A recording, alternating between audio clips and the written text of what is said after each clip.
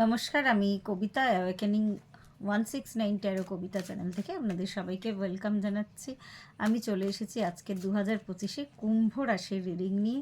কুম্ভ রাশির কোন কোন দিকগুলোতে একটু সাবধানতা অবলম্বন করে চলতে হবে, কোন কোন দিকগুলো আপনাদের অনেক স্মুথলি কাজ হয়ে যাবে, বা কোন কোন দিকগুলো আপনারা কাজ যে কোনো কাজ করার আগে একটু সতর্কতা নিয়ে বা কিছু জিনিস মাথায় রেখে চলতে হবে। তো রিডিং তার জন্যই করা আজকে।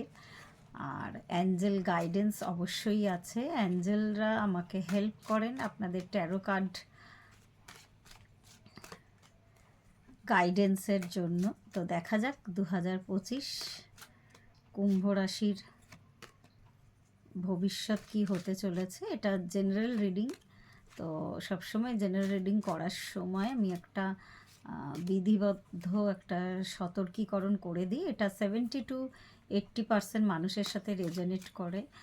আর কখনোই কোনো কিছু জোর করে ইম্পোজ করতে যাবেন না আপনার সিচুয়েশনের সাথে। অনেকে আগে কমেন্ট করতেন না, এখন দেখছি মোটামুটি কমেন্ট আসছে যে আপনাদের সাথে রেজোনেট করছে। যে দেখা যাক 7 কার্ড রিডিং হয়, যখনই রিডিং করি অনলাইনে তখন 7 কার্ড রিডিং। আর যদি মনে করেন পার্সোনাল রিডিং নেবেন, পার্সোনাল রিডিং কিন্তু পেড রিডিং। এখানে বটম অফ দ্য ডেক এসেছে আপনাদের পেজ অফ সোর্টসের, তার মানে এমনি বোঝা যাচ্ছে যে যে কাজই করতে যাবেন না কেন আপনাদের কিন্তু একটু সতর্ক থেকে কিন্তু সেই কাজটা অবশ্যই করতে হবে। এবছর আপনাদের জন্য যেটা আসছে সেটা হচ্ছে king of cups, tower card, 5 of পেন্টাকেলসের কার্ড, 3 অফ সোর্টসের কার্ড, হেরোফেন্টের কার্ড এসেছে।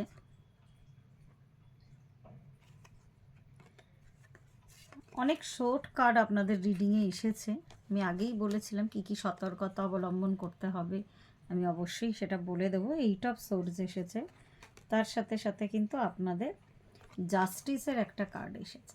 তো আমি বিশেষ করে কুম্ভ রাশির যারা মহিলারা আছেন তাদের ক্ষেত্রে একটু সতর্কীকরণ করব যে চোখ বুজে কাউকে বিশ্বাস করবেন না, বা এমন কোনো ব্যক্তি যার সাথে আপনি যুক্ত হয়ে আছেন সেটা প্রেমের সম্পর্কটাই আমি বেশি দেখছি।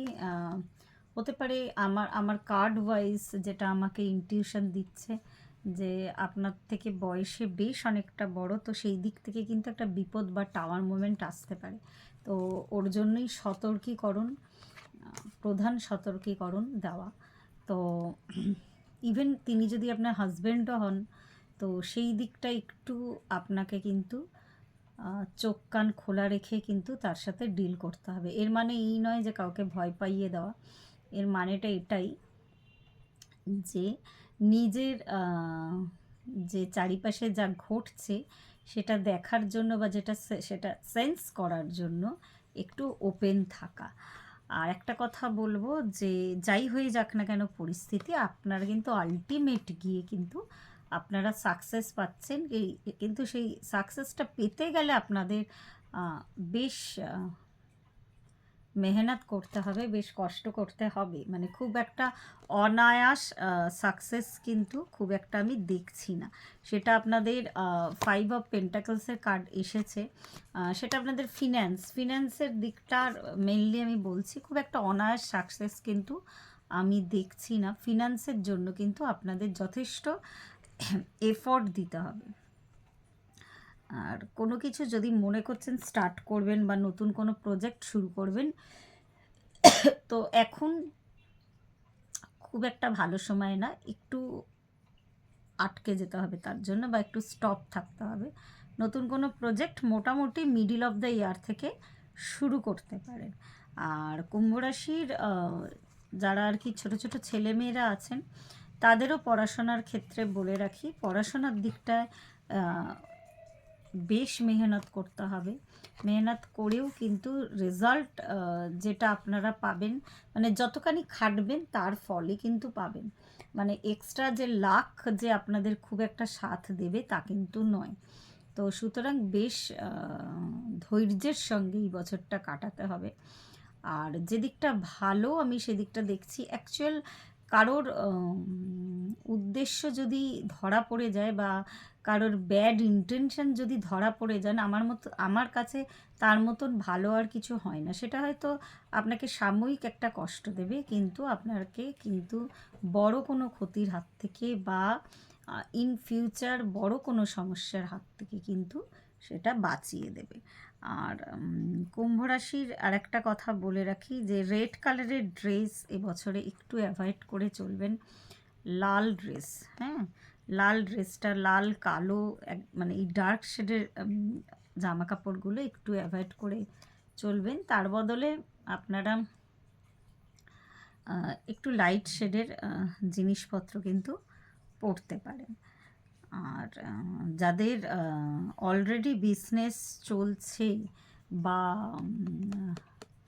বিজনেসের পার্টনারশিপের কোনো প্রবলেম হচ্ছে, মানে যারা পার্টনারশিপে বিজনেস করেন, তো তাদের ক্ষেত্রে আমি বলবো সেই ক্ষেত্রে কিন্তু আপনারা সুফল পেতে পারবেন। বা এমন কোনো রাশিকে পার্টনার হিসাবে বাছুন যার কুম্ভ রাশি নয়। সেটা যদিও তার জন্য আরেকবার বলছি, ওটার জন্য পার্সোনাল গাইডেন্স নিতে হবে।